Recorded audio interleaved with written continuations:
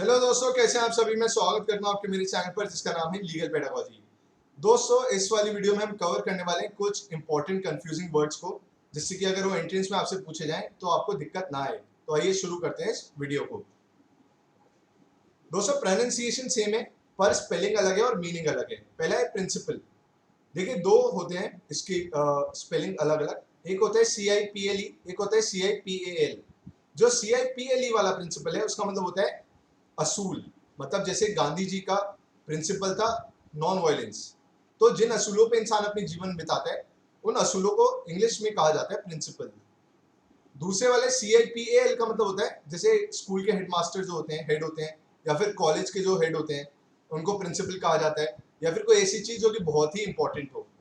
तो ये बात आपको याद रखनी है। अगला है डिस्क्रीट। स्पेलिंग में फर्क है। एक है DISCRETE, जिसका मतलब होता है सेपरेट, कि भाई ये जो इन्फॉर्मेशन मैं आपको दे रहा हूँ it is discreet from the information that I give to you previously. जो मैंने आपको पहले इन्फॉर्मेशन दी थी उससे अलग है। तो ये होता है CRETE। वहीं एक और है डिस्क्रीट, DISCREET, जिसका मतलब होता है to be careful, to be cautious, सावधान रहना। ये बात आपको याद रखनी है। बीट, EET वाला बीट होता है एक वेजिटेबल, बीट रूट आपने सुना होगा। वहीं EAT वाला बीट होता है किसी को हरा देना, परास्त कर देना, जैसे इंडिया ने पाकिस्तान को हरा दिया, या फिर किसी को मारना। तो EAT वाला है ये जो मैंने अभी बात की, किसी को हरा देना या फिर किसी को मारना। और EET वाला है कोई वेजिटेबल जैसे कि बीट रूट। अब है स्टेशनरी। एक है NARY और एक है NERY। जो NARY का मतलब होता है टू बी स्टेबल, जो चीज मूव ना करे। जैसे आपने सुना होगा this object is stationary object, मतलब मूव नहीं करता, एक ही जगह स्थिर रहता है। वहीं NERY का मतलब क्या होता है, जो हम चीजें यूज करते हैं, पेन, पेपर, पेंसिल्स। तो ये बात आपसे पूछी जा सकती है, इसको याद रखना, सारे बहुत इंपॉर्टेंट है। फिर है बार्ड। BARD वाले का मतलब होता है कवि या शायर, पोएट। वहीं RRED वाले का मतलब होता है किसी को कहीं से पास होने के लिए रोकना, कि नहीं भाई यू हैव बीन ब्लॉक्ड, कि भाई you are barred from entering this premises, आप इस प्रीमाइसेस में नहीं घुस सकते, किसी का रास्ता रोकना, किसी को पैसेज ना देना। फिर आता है ब्रेक। एक होता है EAK, एक होता है AKE। EAK वाले का मतलब होता है किसी चीज को दो टुकड़ों में तोड़ देना, या दो से अधिक टुकड़ों में तोड़ देना। वहीं AKE वाला क्या होता है, जो ब्रेक्स हमारे व्हीकल्स में होते हैं, कार में होते हैं, मोटर बाइक में होते हैं, साइकिल में होते हैं। तो ये बात आपको याद रखनी है। अगला है साइट। एक है CITE, एक है SITE। CITE का मतलब होता है, जो मैं कंसेप्ट आपको एक्सप्लेन करता हूँ उसके लिए मैं कुछ एग्जांपल्स देता हूँ, इलस्ट्रेशंस देता हूँ।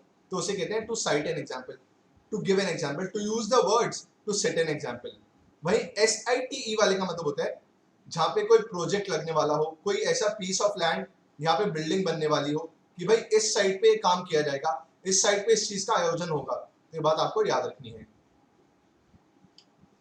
अगला है कॉम्प्लीमेंट। एक होता है PLEMENT, एक होता है PLIMENT। जो पहले वाला है उसका मतलब होता है दो चीजों के बीच में एक अच्छा तालमेल होना, मतलब जो दो चीजें एक दूसरे को बहुत ही कॉम्प्लीमेंट करती हो, एक दूसरे को निखारती हो। जैसे कि आपका मैं गया किसी के घर में और मैंने बोला यार आपके जो पर्दे हैं they complement the colour of your wall very well. मतलब जो कलर आपका व्हाइट क्रीमिश कलर है वॉल का, और ये जो आपने मेरून कलर के पर्दे लगाए हैं, ये आपस में काफी अच्छा तालमेल बैठा है इन चीजों का, तो ये कॉम्प्लीमेंट कर रहे हैं एक दूसरे को। और एक होता है LIMENT।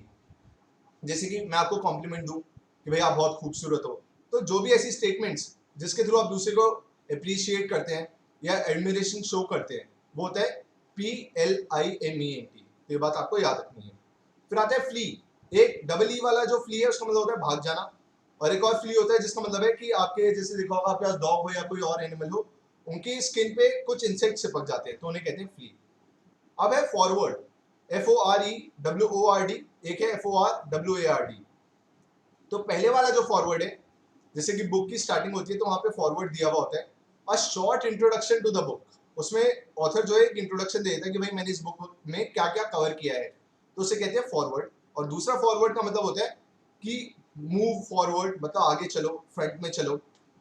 तो ये थे कुछ इंपॉर्टेंट वर्ड जो आपको याद रखने हैं। स्पेलिंग्स भी पूछ सकता है आपसे, स्पेलिंग्स में भी पूछे जा सकते हैं, वोकैबुलरी में भी पूछे जा सकते हैं, या फिर दोनों का वर्ड्स दे देगा और पूछेगा इसमें से किसका मीनिंग ये है। ये बातें आपको याद रखनी है। Thank you so much.